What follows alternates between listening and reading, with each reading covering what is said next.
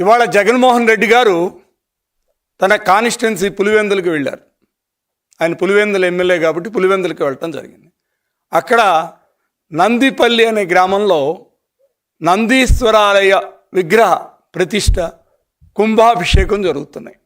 వాటికి ఆయన అటెండ్ అయ్యారు. ఆయన చేసినటువంటి ఘనకార్యం ఒకటి మీకు నేను చూపెట్టదలుచుకున్నా. ఆయన చేసిన ఘనకార్యం ఏంటంటే హిందువులకు ఇంకొక మహా అపచారం చేశారు. ఎందుకంటే ఈయనకు ఒకటే అలవాటు, ప్రతిరోజు ఏదో ఒకటి చేయటమే. ఎందుకంటే నిన్నటిదాకా టీటీడీ మీద జరిగినటువంటి వ్యవహారాలన్నీ మనం చూసాం. ఇవాళ నిన్ననికి అసెంబ్లీలో ముఖ్యమంత్రి గారు, అదేవిధంగా కూటమిలో ఉన్నటువంటి ఎమ్మెల్యేలు, అదేవిధంగా డిప్యూటీ సీఎం పవన్ కళ్యాణ్ గారు వాళ్ళు చేసినటువంటి లడ్డూలో వాళ్ళు చేసినటువంటి అవకతవకలు, కల్తీ గురించి ప్రజల దృష్టికి అన్నిటిని కూడా తీసుకెళ్ళటం జరిగింది. ఇవన్నీ చూసి వాటిని డైవర్ట్ చేయడానికి కొత్త పందా ఎత్తి ఇంకొకసారి హిందూ మతానికి, హిందూ మత భక్తులకి మహా అపచారం చేశారు. అపచారం ఏంటో ఒకసారి మీకు నేను చూపెడతాను. వీడియో ప్లే చేయమ్మా.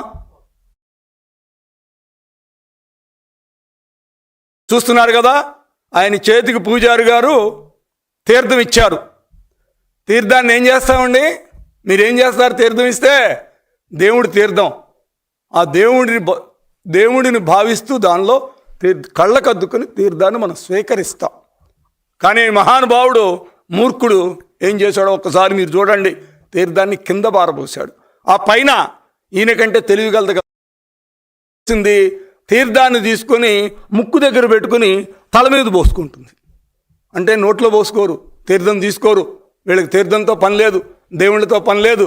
ఒకటే నేను మిమ్మల్ని అడుగుతున్నా మీ ద్వారా, అయ్యా మీరు మా మతాన్ని గౌరవించకపోతే మీరు గుళ్ళకి వెళ్ళొద్దు, మీ మతాన్ని గౌరవించుకోండి.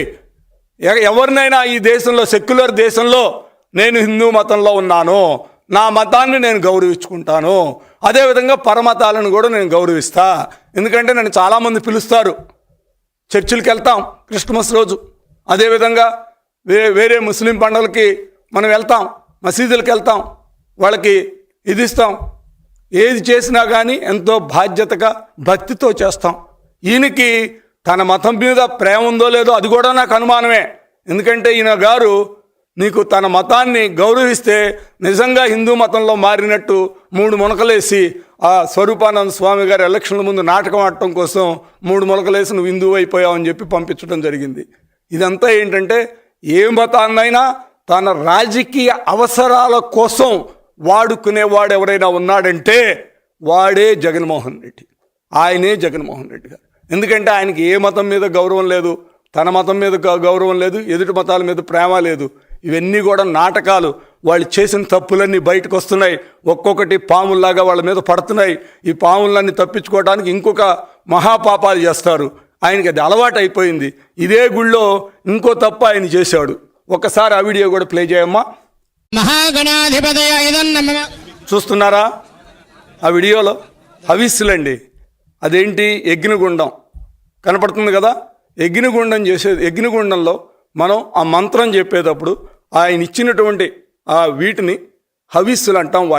వాటిని అగ్నిగుండంలో వేస్తాం, మంత్రం చదువుతూ వేస్తాం, లేకపోతే మంత్రం వింటూ వేస్తాం. స్వాహ అనాలి. మంత్రం ఆయన చెప్తాడు, స్వాహ అంటూ మనం లోపలేస్తాం. ఏం నమ్ముతామంటే మా మతంలో, హిందూ మతంలో నమ్మకం ఏంటంటే ఆ హవిస్సుల్ని అగ్నిదేవుడు, అగ్ని ఉన్నాడు కాబట్టి అగ్నిదేవుడు ఇవి తీసుకెళ్ళి దేవతలకిస్తే నమ్మకం జరిగింది కూడా. నా కళ్ళ ముందు నేను చూశాను, ఇలాంటివి జరుగుతూ ఉంటాయి. వీటిని ఆయన ఏం చేశాడు? అవి తీసుకెళ్ళి పూజారి గారికి ఇచ్చాడు. అసలు నమ్మకం లేదు, ఇష్టం లేదు. ఎందుకు పోతావు స్వామి, మాకు కర్మ ఎందుకు నీ మూలకంగా? హిందూ మతం మీద, హిందూ దాడుల మీద ఎందుకు చేస్తావు? హిందూ మతం మీద నీకు నమ్మకం లేకపోతే వెళ్ళొద్దు. ఇంకోసారి మీ ద్వారా ఇంకోటి కూడా నేను కోరుకుంటున్నా, మీరు ఇన్ని పిలవద్దు. అసలు హిందూ మతాలకి, హిందూ మతంలో ఉన్నటువంటి గుళ్ళల్లో చేసేవాళ్ళకి, హిందూ మతానికి మీ ద్వారా నేను ఒకటే కోరుకుంటున్నా, ఎందుకు ఇన్ని పిలుస్తారు? మాకెందుకు ఈ అవమానాలు చూపెడతారు? ఆయనకి ఇష్టం లేదు.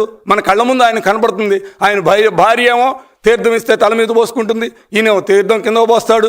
ఇలాంటి పనులు చేసేవాళ్ళని మనం పిలిచి మనం ఎందుకు అవమానపడాలి? హిందూ మతాన్ని ఎందుకు మీరు కించపరుస్తున్నారు?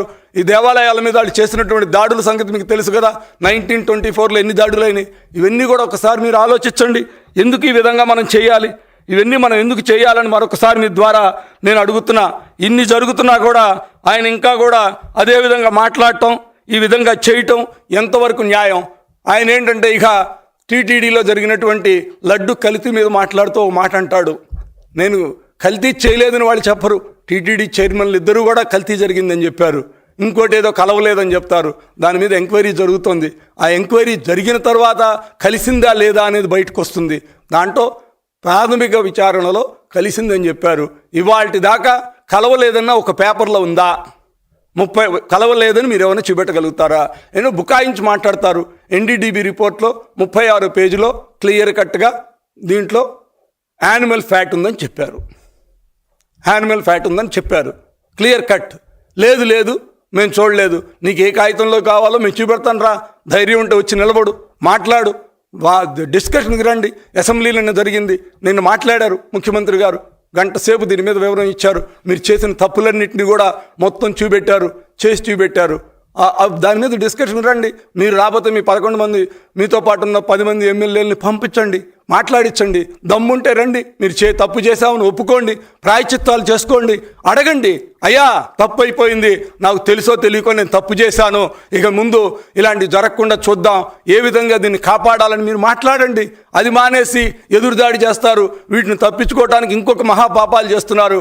అయ్యా మీ ద్వారా నేను ఒకటి చెప్తున్నా, ఈ జన్మలో చేసిన తప్పులు ఈ జన్మలోనే మీరు అనుభవించాల్సిన బాధ్యత మీ మీద ఉంటుంది. అందరూ అనుభవిస్తాం. నేనేదైనా తప్పు చేస్తే నేను అనుభవిస్తా, మీరు చేస్తే మీరు అనుభవిస్తారు. జగన్మోహన్ రెడ్డి గారు, మీరు తెలిసి కూడా తప్పులు చేస్తున్నారు. మీరు ఈ తప్పుల్ని సరిదిద్దే బాధ్యత మీరు తీసుకోవాలి. ఇప్పటికైనా మీరు మారి ఈ తప్పుల్ని సరిదిద్దుకొని మంచి మార్గంలోకి రావాలని, వస్తారని, ప్రాయశ్చిత్తం మీరు చేసుకోవాలని మీ ద్వారా నేను కోరుకుంటున్నా. ఈ జరగని రోజున మీకేమవుతుందో నేను మాత్రం నా నోటితో నేను అనకూడదు, ఎందుకంటే ఓ బ్రాహ్మడుగా ఎవరికి నేను శాపనార్థాలు పెట్టను.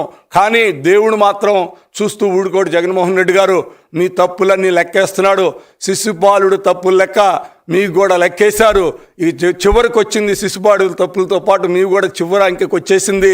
ఎందుకంటే గత ప్రభుత్వంలో మీరు చేసిన అపచారాలన్నీ లెక్కలేసే మీకు 11 సీట్లు ఇచ్చారు ప్రజలు. ఇది దేవుడిచ్చినటువంటి, మీరే చెప్తారు కదా స్క్రిప్ట్ రాస్తాడు దేవుడని. ఆ స్క్రిప్ట్ రాశాడు. 11 సీట్లకి మీకు స్క్రిప్ట్ రాశాడు. అది ఎప్పుడుది? 2019-24 వరకు చేసిన తప్పులకే మీకు 11 సీట్లకి స్క్రిప్ట్ రాశాడు. మీరు చెప్పిన స్క్రిప్టే దేవుడు రాసి పెట్టేశాడు, అయిపోయింది. కానీ ఇవాళ 2024లో మీరు చేస్తున్నటువంటి తప్పులు, 19-24లో మీరు చేసిన తప్పులకి స్క్రిప్ట్ రాసిన దేవుడు 24 తర్వాత మీరు చేసినటువంటి తప్పులు ఇంకెన్ని ఉన్నాయో ఒకసారి మీరు ఆలోచించుకోండి. ఈ తప్పులన్నీ కూడా మళ్ళీ తిరిగి దేవుడు మీకు వేస్తాడు. ఎందుకంటే అప్పుడు దేవుని మీద, దేవాలయాల మీద దాడులు అవి చేశారు తప్పితే మిగతా కార్యక్రమాలు లేవు. కానీ ఇప్పుడు మీరు చేసింది డైరెక్ట్గా దేవుడి మీదే అటాక్ చేస్తున్నారు. చేసిన తప్పుని చెప్పకుండా మేము అపచారం చేయలేదు, మేమేం చేయలేదు, దీంట్లో ఏం కలవలేదని ఎదురుదాడి చేస్తున్నారు. ఈ తప్పులకి మీకు ఎన్ని సీట్లు వస్తాయో ఒకసారి మీరు ఆలోచించుకోండి. మీరు ఏమైపోతారో ఆలోచించుకోండి. మీరు ఈ తప్పులు ఎందుకు చేయాలి?